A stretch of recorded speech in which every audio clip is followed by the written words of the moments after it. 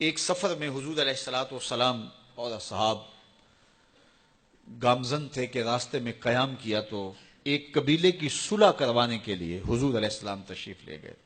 وہاں کچھ تاخیر ہو گئی تو صحابہ نے حضرت ابوبکر صدیق کو کہا کہ حضور رک گئے ہیں تو نماز کا وقت جا رہا ہے، آپ نماز پڑھا دیجئے. تو حضرت ابوبکر صدیق رضی اللہ تعالیٰ عنہ مصلی پہ کھڑے ہو گئے.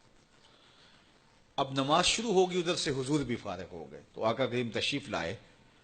تو آقا کریم علیہ السلام جو ہی تشریف لائے تو صحابہ کی صفیں بندی ہوئی تھی.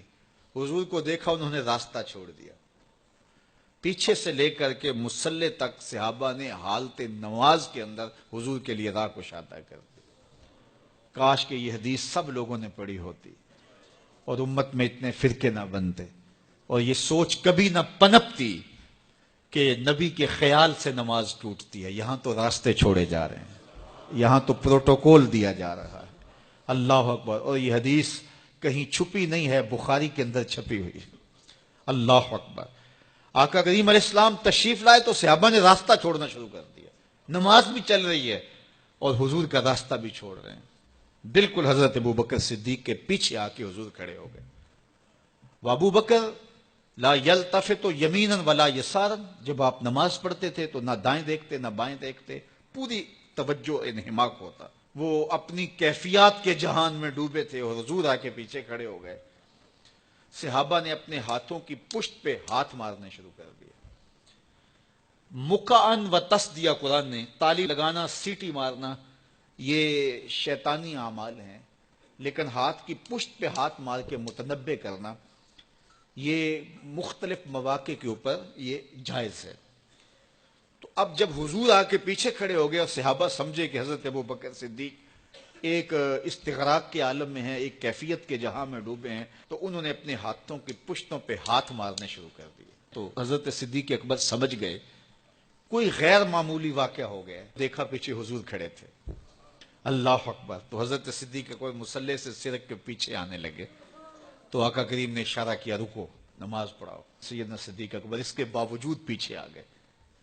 کبھی ہوتا ہے حکم اور کبھی ادب آگے ہوتا ہے. اللہ اکبر.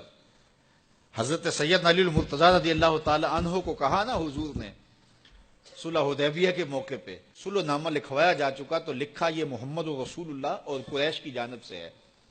تو عروہ نے کہا اگر محمد رسول اللہ مان لیں ہم تو پھر لڑائی کس چیز کی ہے؟ تو اس لیے محمد رسول اللہ نہیں، محمد بن عبداللہ لکھا جائے. تو وہ اس بات پہ بضد ہو گئے اور اگر ایسا نہیں ہوتا تو معاہدہ ٹوٹ رہا تھا. تو حضور نے حضرت علی المرتضیٰ سے کہا کہ چلو رسول اللہ کا لفظ مٹا دو. عرض کی میں تو نہیں مٹاؤں گا، میں تو نہیں مٹاؤں گا، یہ نام میں تو نہیں مٹا سکتا. پھر حضور نے خود مٹایا. اب یہاں حضور نے کہا ابو بکر رکو، لیکن حضرت ابو بکر نہیں رکے، پیچھے آ گئے. اور پھر حضور خیر مصلی پہ گئے، نماز ہوئی، سلام پھرا. تو حضرت ابو بکر صدیق رضی اللہ تعالیٰ عنہ کو حضور نے کہا ابو بکر جب میں نے کہا تھا تم رکے رہو تو تم کیوں پیچھے آئے؟ تو سنو حضرت ابو بکر نے کیا جواب دیا رضی اللہ تعالیٰ عنہ. کروڑوں سلام، لاکھوں عقیدتوں اور نیاز مندیوں کے خراج ان کی چوکھٹ پہ. عرض کرنے لگے ما کان لابن ابی قحافہ ان یؤم رسول اللہ صلی اللہ علیہ وسلم. حضور ابو قحافہ کے بیٹے کی جرت کب ہوئی کہ رسول اللہ کے آگے کھڑا ہو کے نماز پڑھائے؟ یہ ابو قحافہ کے بیٹے کی ہمت کب ہوئی کہ رسول اللہ کے سامنے کھڑا ہو کے نماز پڑھائے؟ تو ادب پہلا کرینہ ہے محبت کے کرینوں میں. حضرت ابو بکر صدیق رضی اللہ تعالی عنہ نے اگر حضور علیہ الصلوۃ والسلام کی اطاعت اور حضور کی محبت، ادب، فرما برداری اور جانثاری کے انوکھے باب رقم کیے ہیں، لیکن حضور نے بھی ان کو جو اعزازات دیے. ایک خاتون آئی مسئلہ پوچھنے، آقا کریم نے فرمایا پھر آ جانا. اس نے کہا پھر آؤں اور آپ نہ ملیں؟ تو کہا میں نہ ملوں ابو بکر تو ملیں گے نا. اللہ اکبر. تو اپنے بعد اشارہ دے دیا ان کی طرف کہ میرے بعد میرا نائب ابو بکر ہے.